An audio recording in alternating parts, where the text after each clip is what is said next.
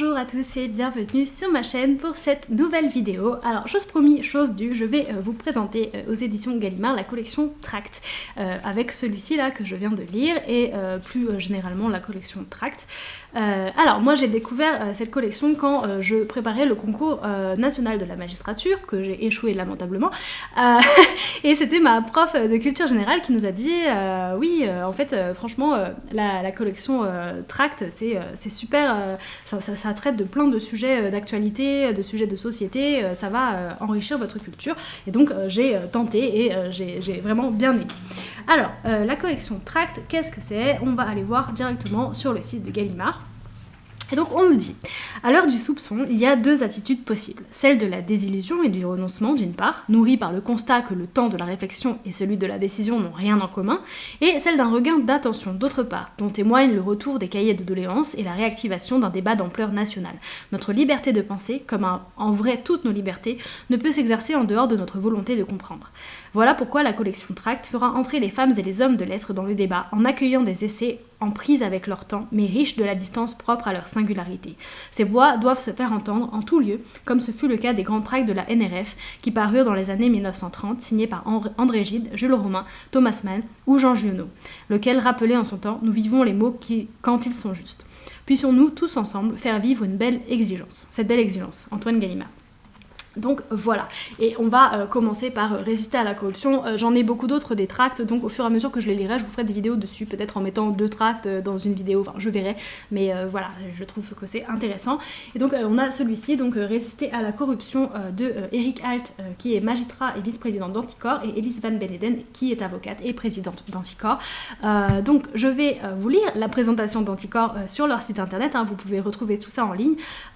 Donc Anticor est une association fondée en juin 2002 par Eric Alphen et Séverine Tessier pour lutter contre la corruption et rétablir l'éthique en politique. Son ambition est de réhabiliter le rapport de confiance qui doit exister entre les citoyens et leurs représentants, politiques et administratifs. L'association regroupe des citoyens et des élus de toute tendance politique engagés pour faire respecter les exigences démocratiques non partisanes. Lors des élections, Anticor invite les candidats à s'engager sur des propositions d'éthique et de probité et à agir dans l'intérêt général. Avec les lanceurs d'alerte, Anticor s'implique dans des affaires judiciaires importantes en signalant au parquet des faits susceptibles de recevoir une qualification pénale. Et depuis 2013, Anticor peut saisir directement un juge d'instruction si le ministère public ne bouge pas. Donc c'est très bien. On va en reparler après, mais en tout cas voilà. Pour agir en toute indépendance, Anticor a choisi de ne bénéficier d'aucune subvention. Son financement est assuré uniquement par des dons et les cotisations de ses adhérents. Donc voilà, on va faire là-dessus sur résister à la corruption. Alors je vais pas tout vous lire, pas tout vous expliquer parce que c'est quand même assez technique, il y a beaucoup d'exemples, c'est très très riche, hein. Vraiment il y a à peu près une 50aine de pages, mais c'est très riche, vous apprenez beaucoup de choses là-dedans. C'est ça, je vais vous en parler un petit peu. Donc ce tract là est divisé en 4, donc la première partie c'est un combat citoyen, donc la corruption est un combat citoyen, la deuxième partie c'est les mots de la démocratie, donc mots M-A-U-X, hein, pas M-O-T, 3 la justice entravée, et 4 rendre le pouvoir aux citoyens.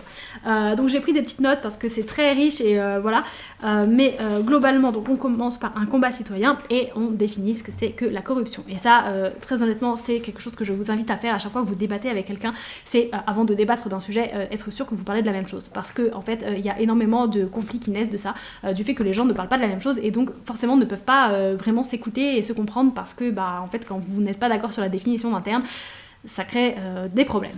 Donc, on nous donne la définition juridique de la corruption. Donc la corruption est un délit commis par une autorité publique, une personne investie d'une mission de service public ou un élu qui sollicite ou agresse sans droit, directement ou indirectement, offre, promesse, don, présent ou avantage, pour accomplir ou s'abstenir d'accomplir un acte relevant de ses fonctions ou facilité par celle-ci. Donc on parle vraiment de corruption dans le domaine public, hein. C'est vraiment l'État qui est visé par ça. Et donc, lorsque l'on parle de corruption au sens large, on fait référence aux atteintes à la probité qui recouvrent la corruption, mais aussi le trafic d'influence, la prise illégale d'intérêts, le détournement de biens publics, le favoritisme et la concussion. Alors on me dit en fait que la corruption, c'est un peu l'affaire de tous. Et pourquoi est-ce que c'est l'affaire de tous? C'est parce que en fait, on a évalué le prix de la corruption à 120 milliards d'euros par an en France, hein, et c'est un rapport européen qui le dit. Alors on a les sources.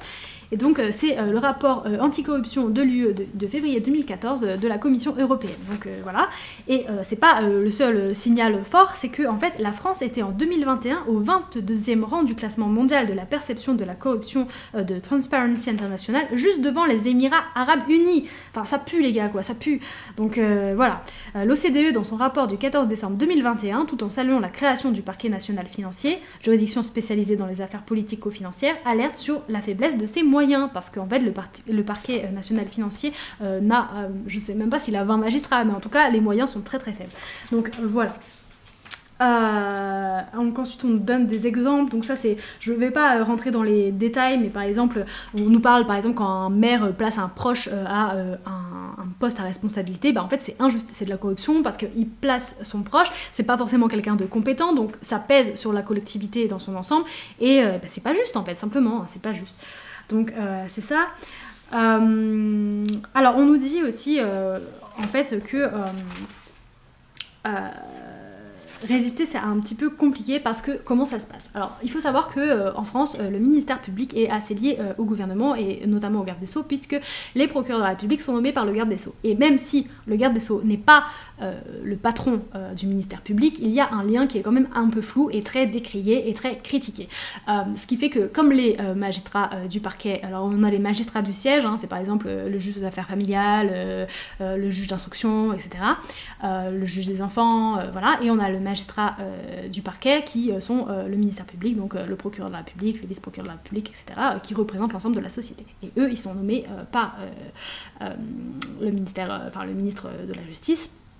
Et donc en fait c'est très compliqué, c'est un peu nébuleux, et l'indépendance du parquet est très critiquée en France. Donc en gros, quand on veut... En gros, il y a deux moyens que la justice se saisisse. Donc il y a soit le ministère public qui saisit le juge d'instruction, par exemple, dans les affaires, mais ça peut être aussi la victime. Donc quand le parquet ne fait rien, la victime peut saisir... peut agir pour que en fait, les poursuites continuent en saisissant elle-même le juge d'instruction. Sauf que en fait, il faut un préjudice pour ça.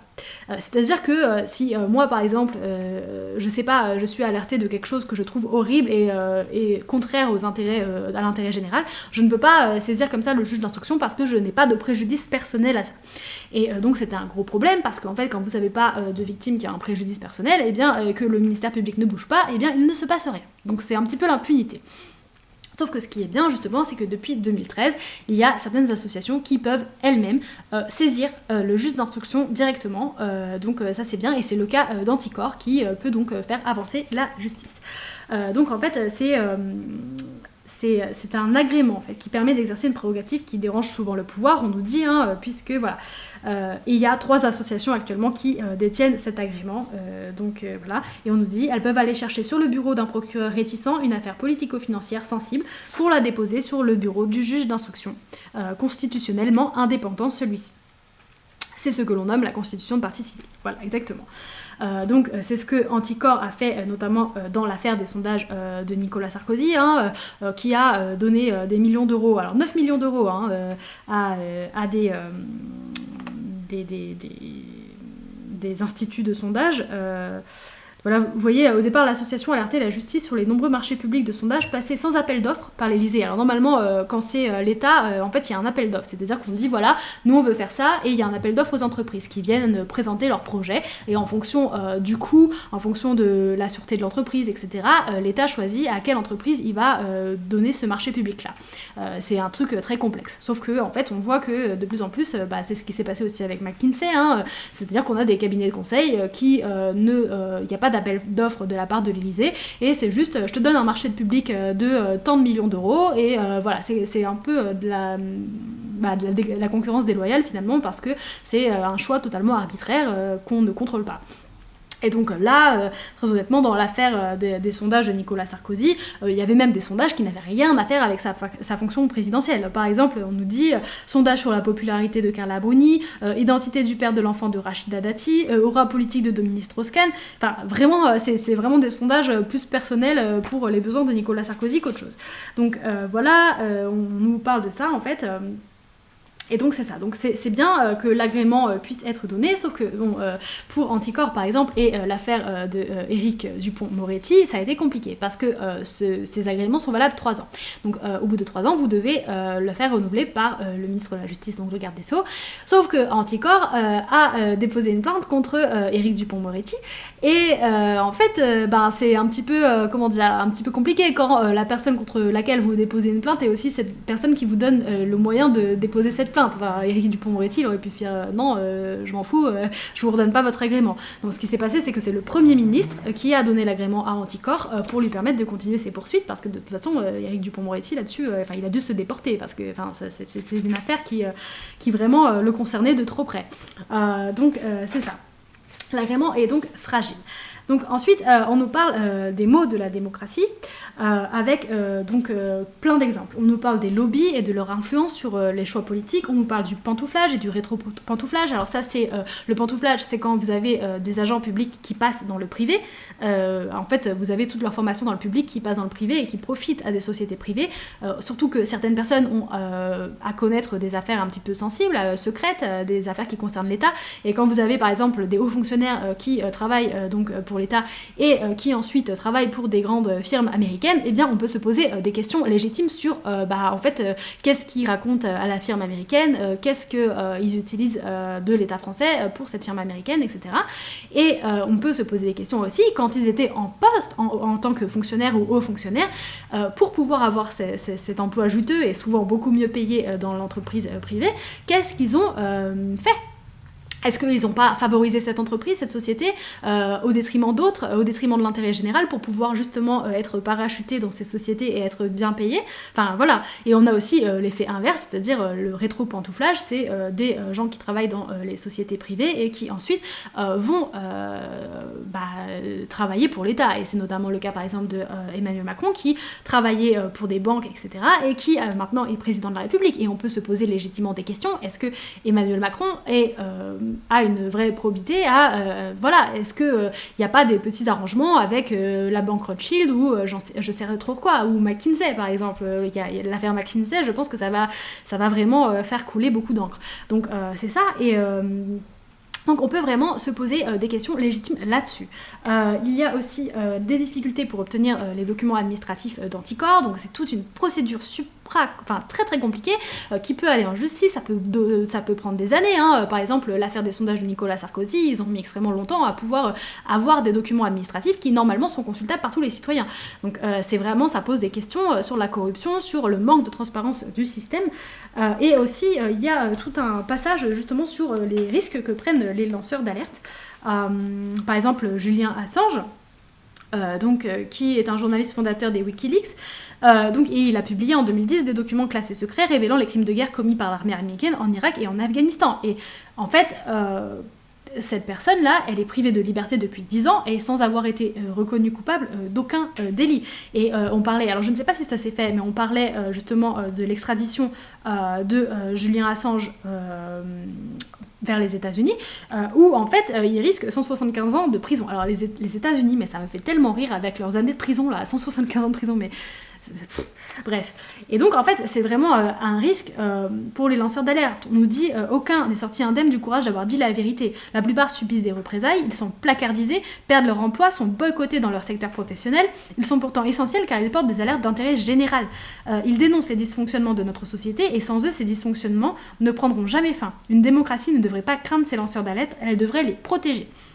Donc ensuite on nous donne plein d'exemples de lanceurs d'alerte, c'est assez... alors je l'ai un peu déchiré mon tract, mais voilà, on nous parle d'Edward Snowden, Stéphanie Guibault, Céline Boussier, Karine Ben Ali, donc voilà. Il y a un truc aussi qui est... Mais moi ça m'a rappelé mes cours de droit où j'étais déjà en PLS en voyant ça. En fait la loi Sapin 2 a légitimé les lanceurs d'alerte et prévu une protection minimale contre les représailles. Mais genre par exemple il était notamment demandé aux lanceurs d'alerte d'aller trouver en premier lieu leur employeur avant la justice et avant les médias pour les avertir que leur comportement est illégal ou dangereux pour la société. Mais vous foutez de la gueule du monde quand même, enfin très honnêtement, enfin c'est un petit peu comme tout ce qui est autour des inspections où on vous prévient en fait 2 semaines à l'avance, attention, l'inspecteur va venir, mais Mais qu'est-ce que vous voulez que l'inspecteur y trouve, hein? Je veux dire, si les gens sont prévenus à l'avance qu'il va y avoir une inspection, vous allez rien trouver. C'est comme l'inspection des abattoirs. Si vous prévenez les gens, forcément, le jour où l'inspecteur va arriver, il y aura rien à redire, quoi. Enfin, donc bon, pour parler de cette chose-là où il fallait aller voir l'employeur avant, le Parlement européen a pris la mesure de cet enjeu en adoptant une directive qui supprime notamment cette obligation d'alerter l'employeur, mais c'est logique, enfin je veux dire, vous allez pas aller voir le coupable et lui dire attention, c'est pas bien ce que tu fais, je vais peut-être alerter la justice et les médias, et si je ne vais pas te voir, je serai pas pris au sérieux, enfin c'est n'importe quoi. Et donc on nous dit sa transposition en droit français interviendra en 2022, donc voilà. Mais tout ça pour dire que des fois les lois sont un petit peu, c'est un petit peu de la blague, quoi, donc... C'est ça, comme je disais aussi, il y a de la fraude à la commande publique, donc les marchés publics qui ne sont pas ouverts, on a des cabinets de conseil comme McKinsey qui sont choisis sans qu'il y ait de choix à faire, d'offres d'autres entreprises, c'est très problématique, quoi. On peut se poser de réelles questions, il y a pas mal d'exemples. Donc ça c'est super. Il y a aussi, on nous dit qu'il y a un usage peu contrôlé des aides publiques, qui font partie des mots de la démocratie, et on nous donne par exemple en exemple la fraude aux primes agricoles en Corse. Et on nous dit ça continuerait de prospérer sans l'initiative d'Anticor. Il faut savoir que dans l'île de Beauté, depuis la réforme de la politique agricole commune, donc c'est ce qu'on appelle la PAC de 2015, certains éleveurs se sont livrés à une chasse à l'hectare en maximisant les surfaces pour lesquelles ils demandaient une aide, sans avoir ni les moyens matériels d'exploiter ces surfaces, ni l'accord des propriétaires, dont certains se sont justement estimés lésés. Ainsi, un exploitant agricole pouvait être déclaré comme tel sans utiliser la moindre parcelle. Donc voilà, d'autres bénéficiaient d'aides sans titre d'exploitation sur un terrain. Le montant des sommes indûment versées en 4 ans avoisinerait les 36 millions d'euros. Et on nous dit que justement cette aide-là elle est plafonnée. Donc en fait quand il y a des gens qui sont pas vraiment agriculteurs, qui n'exploitent pas les terrains, en fait ça pénalise d'autres personnes qui sont vraiment pour elles agricultrices, etc. Et donc c'est fou, hein. Vraiment c'est fou. Donc c'est ça. Et on nous dit par exemple, l'État verse entre 140 et 150 milliards d'aides publiques aux entreprises par an. Et donc en 2013, la Cour des comptes constatait que l'évolution de la dépense de recherche des entreprises n'était pas proportionnée aux avantages fiscaux accordés. Donc en fait, on donne des aides, mais on ne sait pas à quoi ça sert. Et on ne contrôle pas assez. En fait, c'est ça le propos, quoi. Donc on a un énorme paragraphe sur l'entreprise Alstom, tout ça, c'est très intéressant. Bon, je ne vais pas rentrer dans le détail d'Alstom, mais c'est super intéressant. Vraiment, si vous voulez vous pencher sur un truc juteux, allez-y, parce que Alstom, c'est génial. Donc voilà, on a aussi tout ce qui est fraude fiscale, optimisation fiscale, donc ce tract en parle beaucoup. Et en fait, donc on nous donne la différence entre fraude fiscale et optimisation fiscale, donc je vais vous donner ce qu'ils nous disent. La fraude fiscale est constituée par l'intention frauduleuse de se soustraire à l'impôt. L'optimisation fiscale, quant à elle, est légale. C'est un usage habile des lois et conventions pour éviter l'impôt. Mais bon, parfois c'est un peu nébuleux et il y a des entreprises qui s'y trompent. Par exemple, Google qui a été obligé de payer 1 milliard d'euros parce que, en fait, Google pensait que c'était de l'optimisation fiscale et en fait ça a été considéré comme de la fraude fiscale. Donc voilà, et des fois c'est un petit peu nébuleux entre les deux et c'est toujours pareil en fait. Les gens qui sont les plus conseillés, qui ont les moyens de se payer des avocats, des comptables, des juristes de qualité, etc. Font de l'optimisation fiscale, alors que ceux qui ne peuvent pas, les petites entreprises, les petites et moyennes entreprises qui ne peuvent pas faire ça, qui ne savent pas comment faire, souvent elles se font blouser parce que voilà, c'est fou, quoi. Et donc on nous dit concrètement le montant de la fraude et de l'évasion fiscale pour la France seulement se situe entre 80 et 100 milliards d'euros par an. 80 et 100 milliards d'euros, hein, la fraude fiscale. Et donc on nous fait un parallèle entre les dépenses des ministères. Donc en 2020, notre pays a dépensé 76 milliards pour l'éducation. Donc il faut comprendre que la somme, le montant de la fraude fiscale est supérieur à ce qu'on dépense pour l'éducation. 14,9 milliards pour la solidarité et la santé, 12,1 milliards pour la justice et 3,9 milliards pour la culture. Donc si on contrôlait clairement plus tout ce qui est fraude fiscale, etc., on pourrait gagner de l'argent et déverser cette somme dans l'éducation, dans la culture, dans la santé, peu importe, mais voilà, et le fait qu'on ne contrôle pas assez, c'est ça. Et on nous dit par exemple 40% des profits des entreprises multinationales sont détournés vers les paradis fiscaux. C'est fou, quoi, je veux dire... C'est fou. Il y a tout ce qui est aussi secret du droit des affaires, tout ce qui est nébuleux, où on ne peut pas avoir accès parce que soi-disant c'est le secret du droit des affaires. Bref, voilà, c'est fou. Vraiment, c'est très très très fou.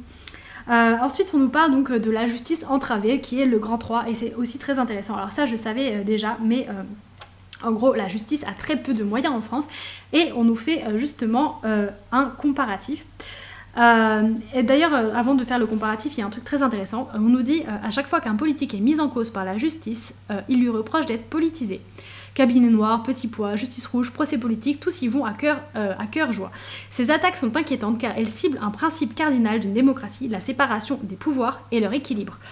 Discréditer la justice, c'est porter atteinte à son rôle institutionnel. Il ne s'agit pas ici de dire qu'il ne faut pas la critiquer. Elle doit être critiquée comme toute institution, mais sa mission dans un état de droit, qui est de rendre la justice, quelle que soit la personne mise en cause, est un fondement démocratique qu'on ne peut laisser remettre en cause.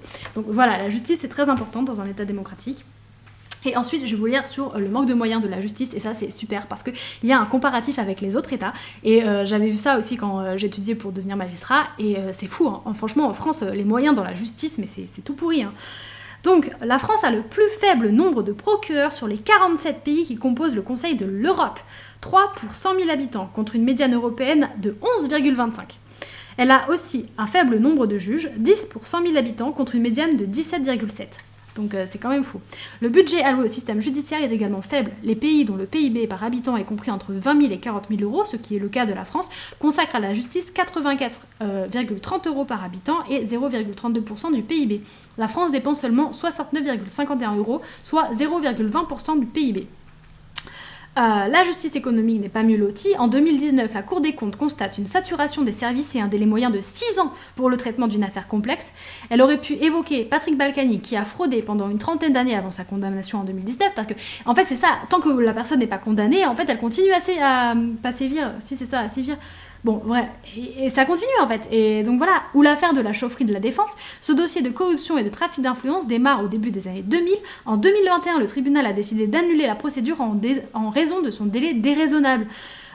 Ou l'affaire des achats de votes de Serge Dassault à Corbeil-Essonnes, entre 2008 et 2012, jugée en 2020. Ou l'affaire Karachi, qui concerne la campagne présidentielle de 1995, jugée en 2020 et 2021, 25 ans après les faits. Enfin, c'est fou, quoi. Donc... c'est ça, il y a énormément de choses très très intéressantes. On nous parle aussi du préfet, on nous dit, voilà, de nombreux actes des collectivités territoriales doivent être transmis au préfet pour qu'il vérifie qu'ils sont conformes. C'est le cas notamment des permis de construire, des autorisations d'occupation du territoire, du recrutement d'agents contractuels, des conventions concernant les marchés ou des délégations de services publics. Et donc, bref, en cas d'irrégularité, le préfet est censé demander à la collectivité de retirer l'acte et peut saisir le tribunal administratif. Mais en fait, on se rend compte que les préfets n'ont pas les moyens de faire cette mission-là. Donc en fait, il y a énormément de copinage, de trucs pas très nets, quoi. Et Anticor propose pour ça une autorité de la probité. Donc elle nous dit, cette autorité devrait définir une stratégie nationale pour la probité qui pourrait être débattue au Parlement. Elle pourrait aussi permettre aux services concernés d'échanger sur les bonnes pratiques, de définir des priorités, voire d'examiner les dossiers sur lesquels ils œuvrent en parallèle. Un peu comme le défenseur des droits. En fait, ils nous disent que l'autorité de la probité devait être inscrite dans la Constitution afin de garantir son indépendance d'action. Donc c'est ça. Et on a la dernière partie, donc 4, rendre le pouvoir aux citoyens. On nous cite l'article 6 de la Déclaration des droits de l'homme et du citoyen de 1789. La loi est l'expression de la volonté générale. Tous les citoyens ont droit de concourir personnellement ou pour leurs représentants à sa formation. Donc on nous parle aussi du référendum d'initiative citoyenne, donc le RIC. Donc voilà, on nous dit vivre en démocratie ne peut se limiter à mettre un bulletin dans l'urne, ce qui est un petit peu aujourd'hui le cas, hein. On a des frétillements en période d'élection présidentielle et de législative, mais bon, globalement les citoyens ne servent pas à grand chose. Ils nous disent en démocratie la souveraineté appartient aux citoyens, tous les autres pouvoirs procèdent de cette souveraineté, nous ne devons jamais l'oublier. Donc c'est ça, il parle du RIC, donc comme je disais, on nous dit les citoyens ressentent de plus en plus douloureusement la brûlure de la corruption et le pouvoir dont ils ont été dépossédés.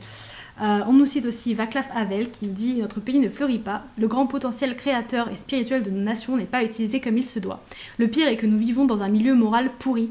Peu d'entre nous ont été capables d'exprimer au doigt que les puissants ne devraient pas être omnipuissants. La liberté et la démocratie, cela signifie la participation et la responsabilité de tous. Si nous nous en rendons compte, l'espoir reviendra dans nos cœurs. » On nous cite aussi Margaret Mead « Ne doutez jamais qu'un petit groupe de personnes peut changer le monde. En fait, c'est toujours ainsi que le monde a changé, ce qui est assez vrai. » Donc voilà. c'est ça. On nous dit les citoyens sauront-ils reprendre le pouvoir? Peut-être comme l'écrivait Victor Hugo, que rien n'est plus imminent que l'impossible. Nous savons que notre combat est difficile et incertain, mais il n'est pas perdu d'avance. Petit à petit, les citoyens reprennent le pouvoir. À travers les associations anticorruption, ils organisent leur résistance. Ils lancent l'alerte, saisissent le parquet, se constituent partie civile, demandent des comptes. Ils contribuent à ouvrir un nouveau champ des possibles. Reste à transmettre ce message à ceux qui ont l'ambition de nous représenter. Voilà. Et c'en est fini pour résister à la corruption. Alors, comme je vous ai dit, oh là, le soleil commence vraiment à tomber, donc on me voit moins. Mais comme je vous ai dit, ce sont des petits livres d'une 50aine de pages, mais ils sont très très très fournis. Donc moi, très honnêtement, j'ai tout surligné, partout, j'ai mis des notes, j'ai surligné en bleu, j'ai même complètement niquer le tract, mais voilà, c'est très très fourni. Si vous en lisez, vous allez apprendre énormément de choses. Souvent ce sont des personnes qui travaillent dans le milieu, hein. Là voilà, un magistrat, une avocate qui sont quand même bien placés dans l'association Anticorps, qui vous parlent de choses de vécu. Là c'était sur la justice, alors j'avais un petit peu les cartes en main parce que je connais pas mal ça, donc c'était aussi un petit peu plus facile pour moi peut-être pour vous expliquer. Il y a des choses assez techniques, mais en tout cas je trouve que c'est très très intéressant pour s'informer et voilà, et débattre pourquoi pas, etc. Donc c'est ça. Voilà, c'était Tract de Gallimard. J'espère que cette vidéo vous a plu et on se retrouve une prochaine fois pour une prochaine vidéo. Ciao!